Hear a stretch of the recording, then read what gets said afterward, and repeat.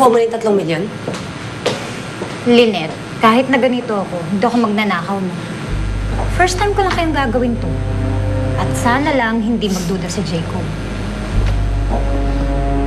Ano bang plano, Lynette? Baka sumabog lahat to sa mukha natin, ha?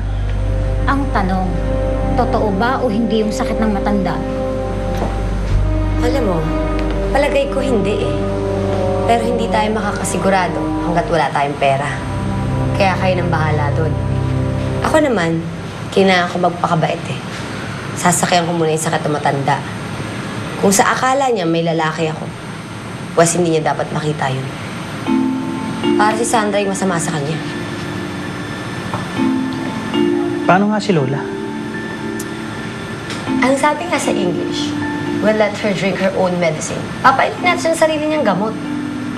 Baka a dose of her own medicine? Hayaan mo na. Pareho lang yun.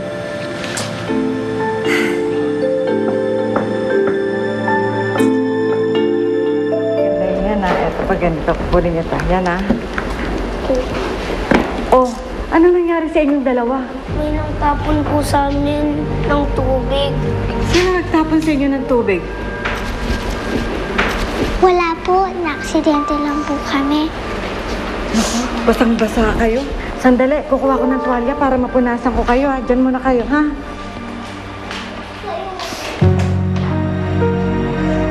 Hindi na ako tinuruan ng tati ko ng magandang ugali. Bubugbuhin na kita eh.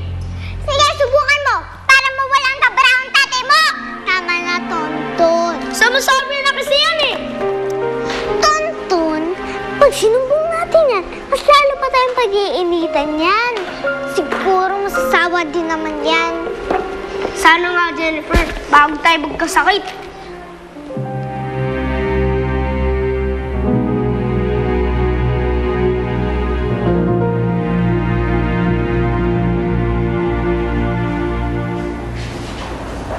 Gemma, akala ko umuwi ka daw. Okay ka na ba? Okay na ako. Half day na lang. TJ, akala ko pupunta tayo sa library. Siguro ikaw na lang muna.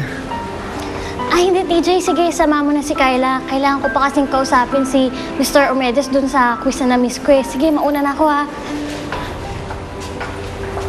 Ano ba't nangyayari sa kanya? Parang may problema siya eh. Ewan ka ba dyan? Kagabi nga, late na rin yan umuwi eh. Siguro may mini-meet yan na boyfriend sa labas. Tara na sa library.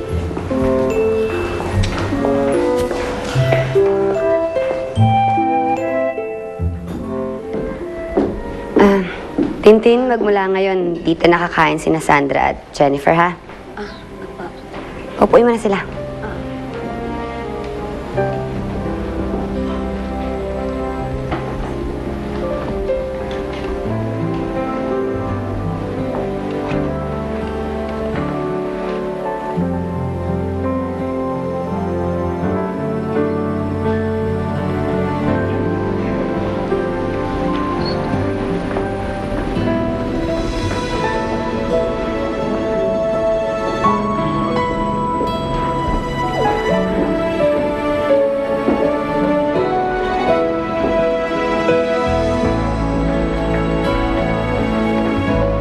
So we're all here.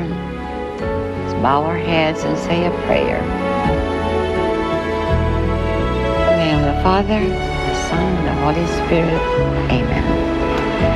Now we can eat our dinner. Let's go. Come on.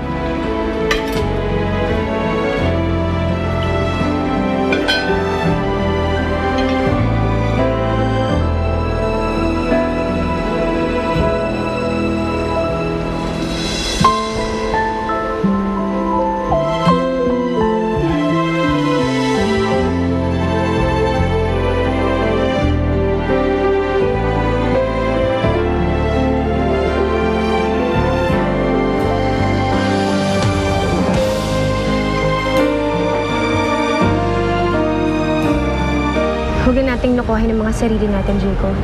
Alam natin hindi pwedeng mangyari yan ngayon. Mukhang malakas ata ang self-control ng dalawang yan. Tingnan natin kung hanggang kailan nila kayang magpigil. See what I mean? May tinatawi yung babae na yan. Hana, bakit na lang hindi mo kumprontahin ng diretso? Papaalala lang, bukas na deadline mo. Hindi ako nakakalimot. Sigurado na yung bukas. Si Gemma, nasaan? Nandun. Kausap yung boyfriend niya. Boyfriend? Hindi mo alam. Anong walang pera? Nagpunta ka daw sa school ni Gemma.